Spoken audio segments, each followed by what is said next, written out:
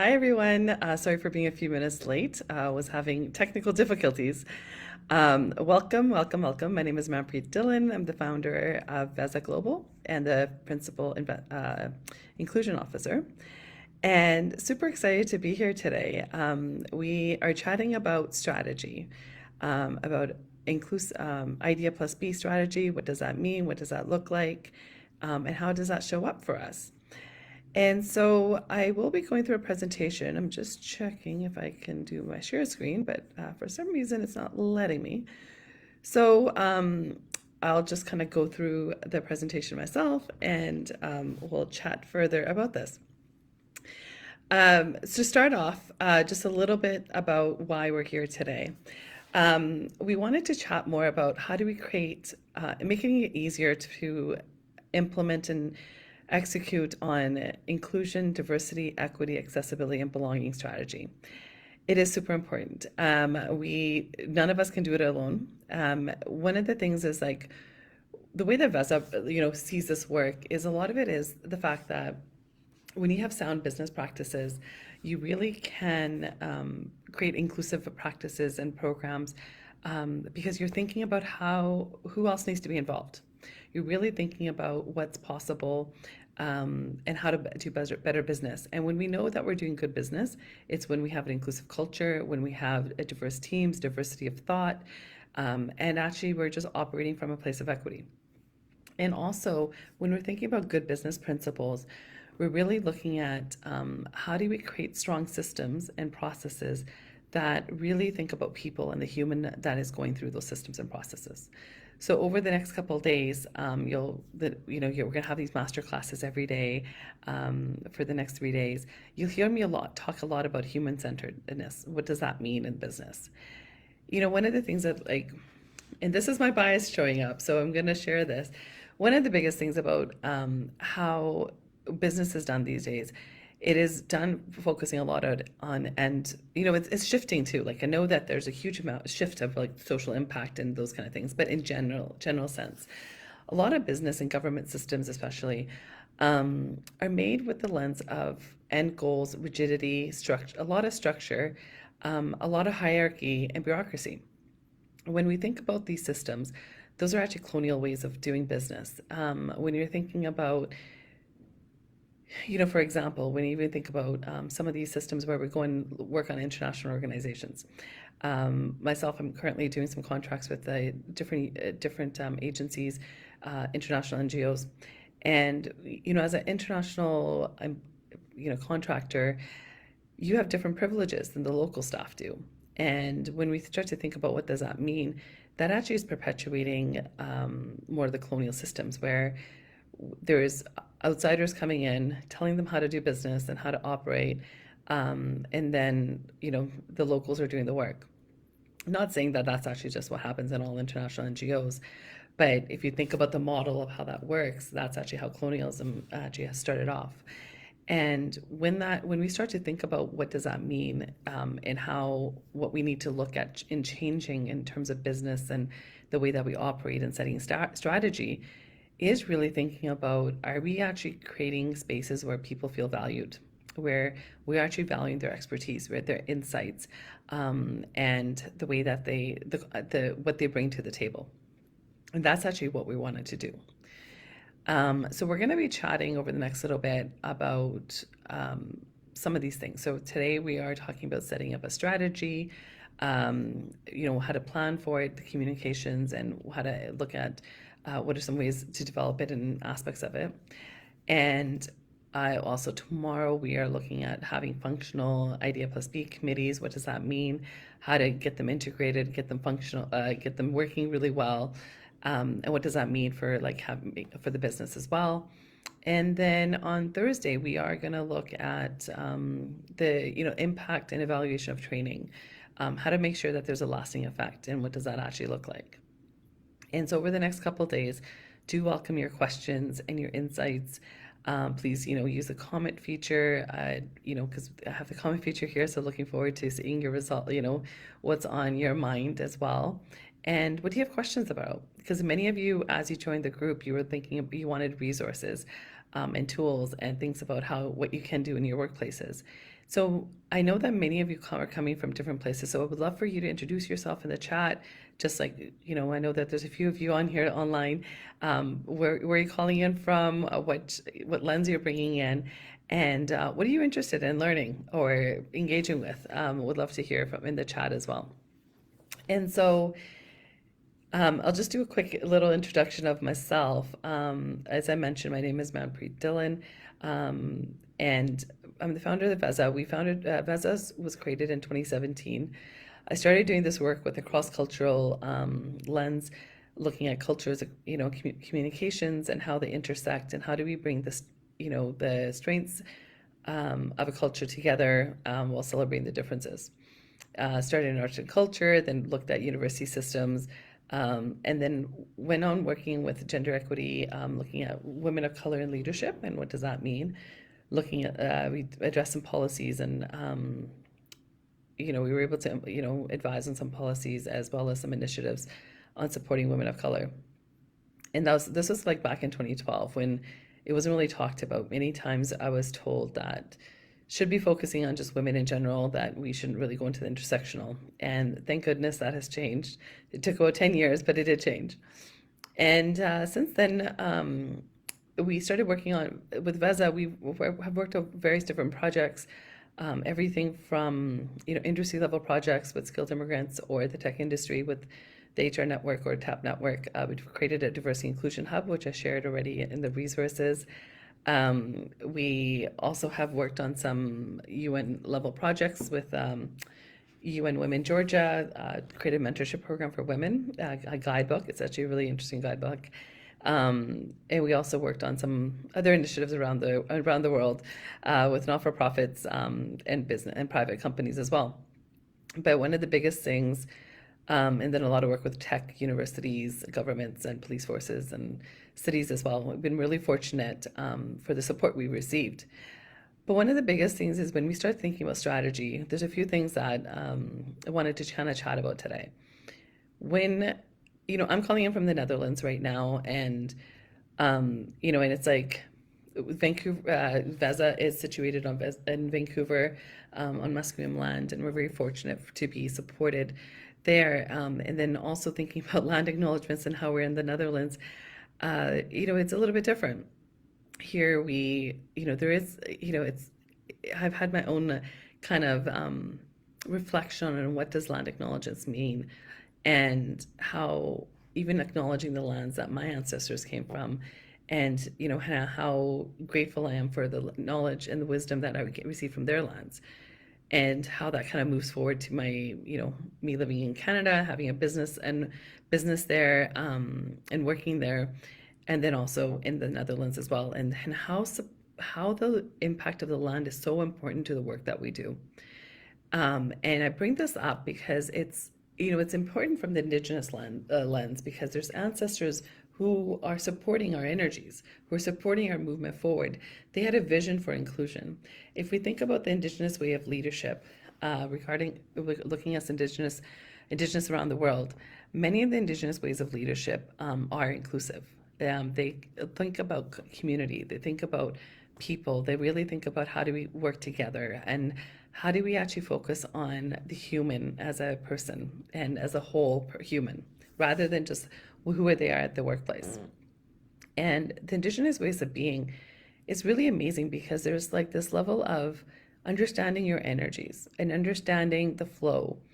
And these are really important parts for strategy, because how often do we really think about how do we feel? How are someone's going to feel? And what are the timelines we're setting up and how are they going to impact someone else? And when we're also thinking about how do our energies focus on impact someone else, like thinking about like we have these structures of time and deadlines, which are kind of colonial a little bit because it's very rigid. We actually don't think about the humans involved we have our own agendas rather than thinking about the collective and what's going to impact the collective. And then we don't actually look at the energy systems of others and how that flows into one another. And when we put these rigid deadlines, which are important because it's created function, it's created strategy, it created opportunities for us to move forward in life, and in a certain way. But then we start to think about, well, what does this mean um, for people who, when we're thinking about Indigenous ways of being, they still move forward as well. They're actually moving forward with more flow and with more happiness in many cases, and more of in a different structured way, because they're actually feeling into who they are and what they need as a society and as a community. And so, really, who's doing it better, we don't know. But this is a really great way of like, we get to form that together now. And we really actually get to form that together through these strategies that we create, because we are really thinking about, well, how is a human going to feel through this? Like, so there's this great marrying of both the old structure, the structures that we live in, which are very rigid and structured and provide really strong deadlines, and what that means. And then on the other hand, this fluidity and collaboration and community and understanding how energy kind of time is linear. Time is not linear, sorry. Time is relative. And you're balancing all of that. And so, how do you bring those together through strategy? And one of the most important reflections that for me has always been, and it's so hard because I think we all grew up in these systems now. And so you're like decolonizing yourself in many ways. And, I constantly am thinking about, well, how do I decolonize myself? And one of the things is like, I look at how often am I, throwing my deadlines and my needs on someone else. And that's actually a colonial way of doing it. So there's power over. When we come from a decolonized perspective, we are actually looking at we're meeting as equals. We're really meeting as what are the needs of the collective and how do we actually tap into that and what does that look like? And so one of the things as you're thinking about developing your strategy, I'd like you to think about that is, when you think about the timelines and the deadline action plans, whose are those? And are they actually in alignment with the community and the group that you're setting the strategy for? So that's the most important piece. And also really thinking about how is there freedom in the structure? And that's the most important thing, like really thinking about like, how are people going to feel through the structure? Are they going to feel with ease and grace? Are we amplifying the positive, well, quote unquote, positive emotions? That's a whole nother conversation. Or are we actually perpetuating some of the fear-based approaches or hierarchy and power over dynamics, which we don't want to do anymore? So those are just some considerations to make as you're thinking about doing strategy and what that looks like. So unfortunately, I'm not sure how to share the presentation, so that is not happening today. I will share tomorrow, but I'm gonna go through. So as I mentioned, we will look at preparing to develop a strategy, the components, communication plan, when to hire a third party, and answer questions. Please do pop them into the chat as you come through. Also, please do introduce yourself because I know we have so many people, so please do introduce yourself as well. So when you're preparing to develop an IDEA+B strategy, one of the big things is someone asked me, they're like, what does this even mean? What does IDEA+B mean, and why do we even use it? And why are you using that language rather than DNI or EDI or whatever else? And it was interesting because we at Veza used to use equity, diversity, inclusion, so EDI. I've always been a fan of when we have equitable systems, we actually will naturally have diversity, and then we'll have equals inclusion. Over time, I started to think more about this, and I was like, actually, if you start to bring people into an organization that's not inclusive, they end up leaving. So when we actually go to IDEA+B, you're actually starting with inclusion. You're actually creating a space and a culture and an organization that's inclusive, where people feel, there's a sense inclusive culture is really about where do we celebrate the differences of others. It's strength based. We really are. There's a quality of power. There's people understand their privilege and how they're utilizing it, and also advocating to create more change. And there's fostering the diversity of thought, which is next diversity. And then when there's inclusion, you are trying to bring in different people because you want to make an organization where people come in and join in constantly. So then you focus on diversity. And then from the diversity, once you have diversity, you can think about how do you make sure that there's equity as you're, balancing that out as well. And then also then from there you think about accessibility. Is there opportunities where we're accessible? So I actually look at it a little bit reversed, because you can actually go from inclusion to diversity to equity, accessibility, and then plus and belonging, or vice versa. Like you can come back from like making sure things are accessible, making sure things are equitable, diverse, and then inclusion. But either way, you can go back and forth, and it's actually like, and why this matters so much to foundational strategy is the fact is like when we have if this lens is placed on a strategy, the organization is going to function better. You're going to have better systems and processes. They're going to be more refined because you're going to be creating the organization for people who need who have a different lens on it. So you're really going to think about the diversity of thought. It's not going to be made for the organizations, just isn't going to be made for the people that already kind of work there. It's going to actually be like, okay, well, how do we think about people with neurodiversity? How are they going to operate with this?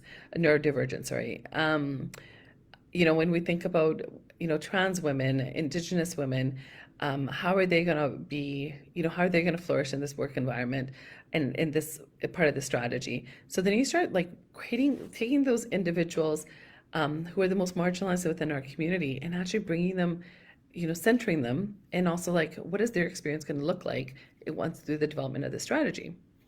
One of the other things I really want to, talk about I touched upon this earlier, when we're thinking about Indigenous ways of being, they really think about the whole environment and they think about the entire being of this and how it fits into the ecosystem. And so I actually am a firm believer that this work, IDEA+B work, cannot be centered in HR. It actually needs to be central. It needs to be centered with sustainability and with Indigenous relations or Indigenous affairs, whatever that looks like.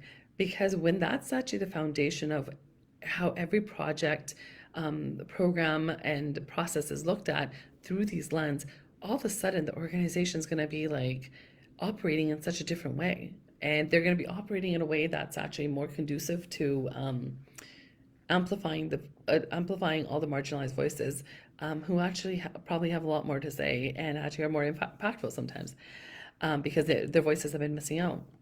And so actually having a central office or central like focus around sustainability, IDEA+B, and then also Indigenous relations or affairs, I think is more actually a better approach rather than just HR.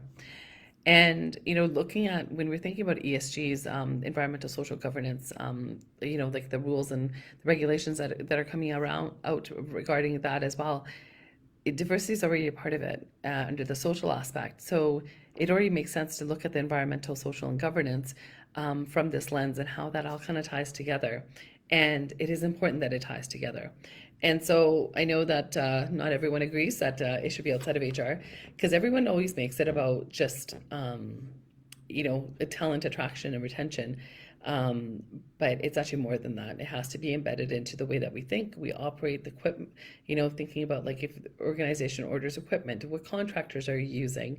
How are you consulting for products and services? And it has to actually be embedded, like across the organization. And if it's centered only in HR, people forget that they don't actually look at that lens all the time. And it's always an add-on. But when it's become central as a part of project planning, all of a sudden it's like just fundamental to the way that everything's done. And that's actually one of the most important things as we think about developing the strategy as well. So with that, when you're starting to prepare and develop a strategy, always find and engage a sponsor.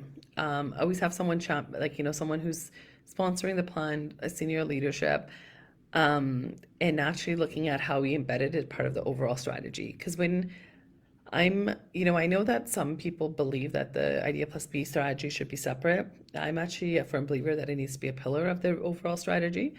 So that it has the importance and is actually the KPIs and any measurements are done on it as when any of the other strategic plans are done. When it's a separate strategy, sometimes we don't, I've seen multiple times that people don't pay enough attention to it.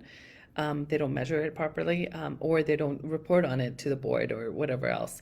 When it's a part of the overall strategy is actually reported on differently as well. When we understand where to position the strategies, this is exactly, how does this work get positioned? Some organizations still position under HR, some position under the president's office, which was where it should be really, or under the CEO's office, and others will position it with sustainability and Indigenous affairs. So really think about what works for your organization and how you're thinking about overall encompassing of that as well. And then you go to gap analysis, where this is where assessments and audits come in, what Veza does. But looking at the gap analysis of where the organization is currently, what benchmarks do you have, demographics, also what are the employee engagement surveys and inclusion surveys saying, and how do you create programs and services from there after that. Then you identify champions. So identifying champions from different divisions, different departments at different levels, and getting them engaged on part of establishing a vision and goals. And that's super important. And then from there, after you've established a vision and goals, that's when you're going to establish a action plan, which we'll kind of go into next on what that action plan looks like. So with that, I do, with that, we're going to, what are the different components of this work? We start with a vision and mission, and we need a vision and mission of what the overall strategy looks like, or IDEA+B strategy if it's a part of the overall strategy. That's what we're focusing on right now, but can be used anyways. So we start with what are you trying to achieve? Where are you trying to go? What are you trying to attain, and by when?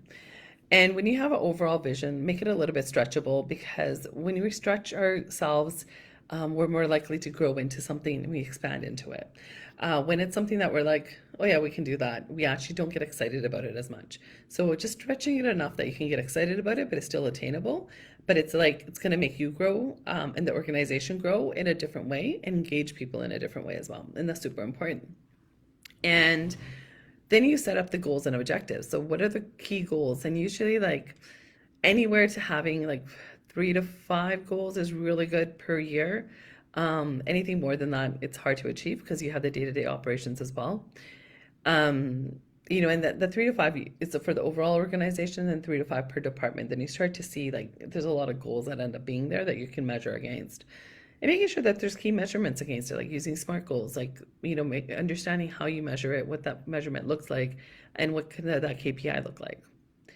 Then doing the assessment, the results from the assessment from any of the surveys that might have been done, the focus groups, any of the feedback that's been given, what does that look like? What is the communication engagement plan going to look like for the strategy and action plan? Who needs to be, how is it going to be explained? Who's it going to be explained to? How people were engaged in the process? Who was engaged in the process? That's all really important to actually document as part of the strategy as well. What policies and practices are impacted through the strategy, and what's going to be revitalized and changed, or what needs to be drafted are super important to look at as well. Accountability and measurement, so important. When you're thinking about the action plans that come out of it, who's accountable, how's it going to be measured, when is it going to be measured, and what does that going to look like, and who are you going to partner with, and what are the communications going to look like for that? And so it's super important to have those partners in place, because I think it's through the partners that we can actually find true engagement of the champions and of people really getting engaged with the topic as well. And I will mention, with the recording, there's going to be captions, and the slides should be there as well, so it'll be a little bit easier. So with the communication plan considerations, really thinking about as you're developing the communication plan for the strategy, it's about who's sponsoring the strategy and who needs to be engaged. Because when we think about who's sponsoring the strategy, they just kind of send out the first initial message of saying, hey, I'm behind this, this is what we did, and now you're going to receive some further communications on what the strategy is. And then also thinking about who needs to be engaged in, once soon as it comes out, engaged on conversations, the topics, about how to implement, what the task force look like, what the working groups look like, putting that all together as well. Answer the question of why you're doing it. Why is the strategy important? Why is it important now? What is the impact of it? and why, why are people doing it now? Um, and who will have access to the strategy documents, who will have access to measuring the measurements, and who will have access to the reporting, and who will use the strategy. That's an important piece, because you don't want something that's going to sit in a desk. And we all know that that's happened many times. And also, like, where can people follow up? Who can they ask questions to? And how it applies to their areas as well.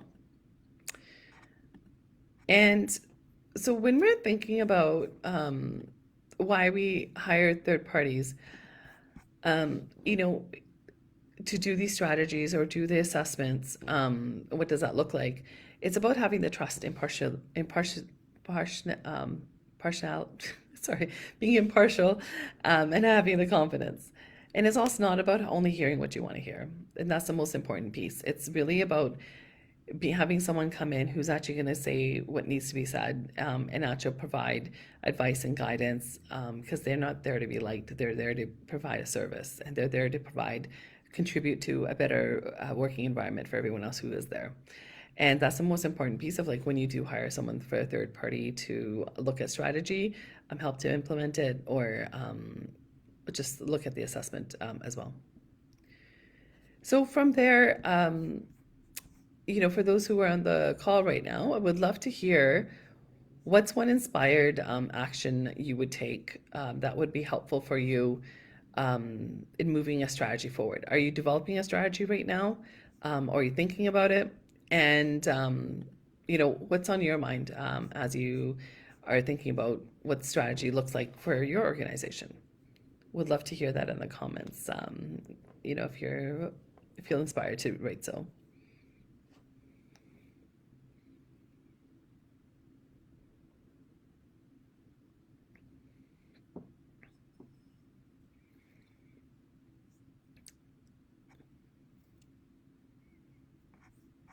Well, I think we have a quiet bunch today. So with that, we are gonna, so that was today's lesson. So, think about what's inspired action you need to take. As you're developing the strategy, there's some really great resources on the Diversity Inclusion Hub on the TAP network. And I put that in the intro link there. And and then from there, if you have any questions, please feel free to send me an email. I just email most of you, so you can send me a quick email about any questions you might have, and what would support you in this work. And tomorrow's lecture is, our conversation tomorrow is around functional IDEA+B committees. And then on Thursday, it's going to be on the impact and evaluation of training and how to make a long-lasting impact on it. So really look forward to hearing your questions or comments, and what's on your mind. If you feel to send me an email, or drop a note under comments here, and we will see you tomorrow.